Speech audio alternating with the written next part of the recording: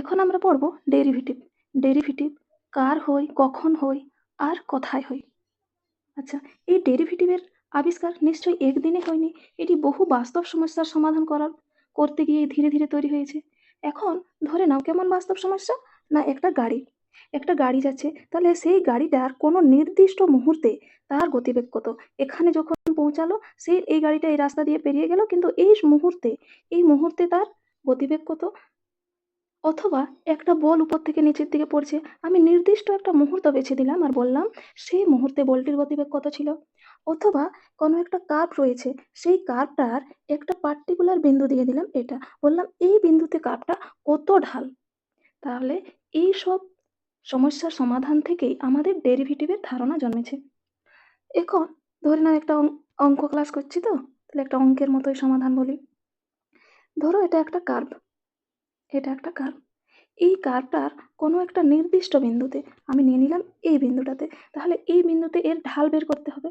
কিন্তু এর ঢাল কোনো একটা নির্দিষ্ট বিন্দুতে ঢাল বের করতে তো আমরা জানি না, কিন্তু আগের থেকে আমাদের একটা জিনিস জানা আছে কি, না এই যে কার্ভটার গড় ঢাল কত। গড় ঢাল কি করে বার করি, না ধরে নিলাম এটা একটা কি এফ এই কার্ভটার নাম কি, না এফ হচ্ছে কার্ভটা, এটা এক্স ইজিক্যাল টু এ বিন্দু, এটা হয়ে যাচ্ছে এক্স ইজিক্যাল টু বি বিন্দু। এই দুটি বিন্দু জানা থাকলে, প্রথম বিন্দু আর শেষ বিন্দু জানা থাকলে তার গড় ঢাল বার করতে পারবো। গড় ঢালটা কেমন ভাবে বার করবো, না F of B minus F of A, নিচে দিয়ে দিব বি মাইনাস এ, এটাই হয়ে গেল এই কার্ভের গড় ঢাল। কিন্তু একটি মাত্র বিন্দুতে ঢাল কিভাবে বের করব, না এর ক্ষেত্রে আমরা এই যে এ বিন্দু আর বি বিন্দু, এটাকে যদি খুব কাছের বিন্দু ধরে নিই, কেমন, এই একটা কার্ভ নিলাম,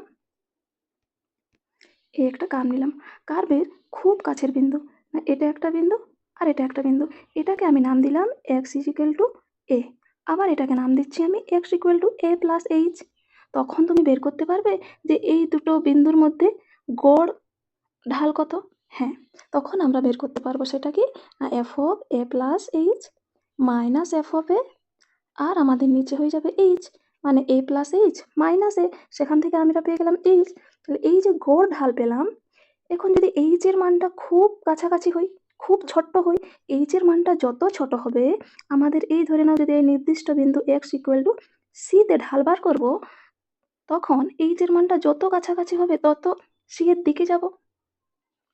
এইচ এর মানটা খুব সূক্ষ্ম হয়ে গেলেই আমরা পাবো। তাহলে এইচ এর মানটা সূক্ষ্ম করতে হলে আমাদের কি করতে হবে, না এখানে লিমিট লাগাতে হবে। কি করতে হবে, লিমিট লাগাতে হবে। Limit h tends to 0। এখান থেকেই আমরা ডেরিভেটিভের সংজ্ঞা পেয়েছি। ডেরিভেটিভ মানে কি, আমরা ঢাল বের করছি, কার্ভটা কত ঢালে আছে। কেমন, তাহলে ডেরিভেটিভ কার হই, না একটা নির্দিষ্ট বিন্দুর হই। একটা কার্ভের একটা নির্দিষ্ট বিন্দুতে ডেরিভেটিভ বার করা হয়। ডেরিভেটিভের লিমিটের ডেফিনেশনটা কিভাবে এসেছে, না এই যে এইচটা যদি খুব কাছাকাছি নিয়ে নিই, এখানে আমি এ আর বি নিয়েছিলাম, বিটা যদি খুব কাছাকাছি হয় এ আর বি একটা নির্দিষ্ট বিন্দু সি এর, তাহলে এরকম আমরা ডেফিনেশন পাবো।